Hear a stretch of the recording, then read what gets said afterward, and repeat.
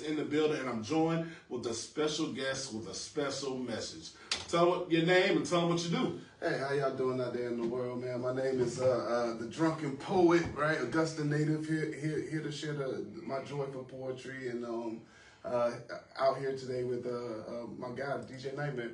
Yo, so where you from here, right? Born and raised, man. Born and raised. And you've traveled the entire world. Absolutely. Spreading the message, doing works, doing other things. But let's figure out, like, first of all, like, what high school you went to. That you know, everybody want to know. Everybody know. Well, hopefully my children are covering their ears right now. I was a horrible student. Okay. Right. So I went to pretty much every high school in Augusta, man. I went to Butler, I went to Josie, I went to ARC, went to alternative school, went to Laney, went to Richmond. You know, so I've been all over the place, man. But if I was to pick a location, I probably would say ARC would be my home. You know? Word. And after you got out of school, we were talking the other day, and you were saying that, like, you just heard about an opportunity and you took it, right? Absolutely. So do you mind sharing that? No big deal. G14 classified? No. So I'll take it back even a little further, right? Okay. I was a hip hop artist here in the city for many years. I did my thing, and I ended up.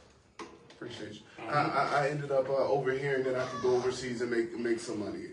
So I kind of put my musical career on hold, or and tried to chase the money. You know? Yeah. So like, how did you have the foresight to know or were you making a conscious decision, or was strictly I'm gonna give me some money to go over there and do the things? Like, were you already doing spoken word over there? No, it's like, so I've been an artist since I was a kid, right? So even at the age of 10 years old, I was performing at the Mayfest. 12 years old, I was on the radio. 17, I had a TV show. So I always been an entertainer at heart, right? Right. But life creates challenges. And sometimes we put our passions and our dreams on hold in order to satisfy other things or prioritize other things. In hindsight, I wish I never jumped out there like that. I wish I would have continued to follow my dreams and my passions, because ultimately what I learned over the years is when you're following your purpose in this world, everything else falls in line. When you prioritize other things such as tangible things like money and things of that nature, things don't always work out the way you want them to. Right. Yeah. So you always hear, well, I always heard that traveling breeds intellect. Like, the more that you travel, your capacity for growth in your mind it expands a 10-fold, 100-fold. How has your experience being around the globe changed the way that you do what it is that you do?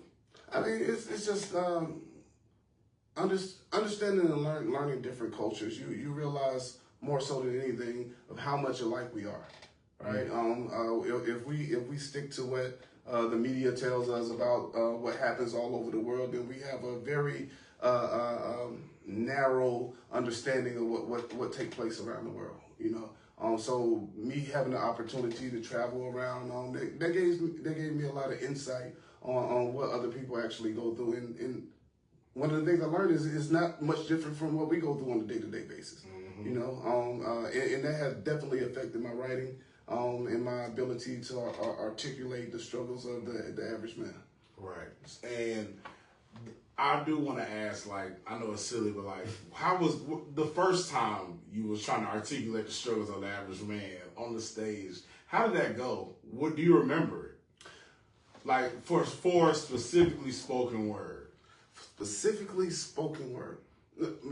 So I'm one of those people the biggest phobia around the world is fear of public speaking. Right? Most people can't get on stage and talk.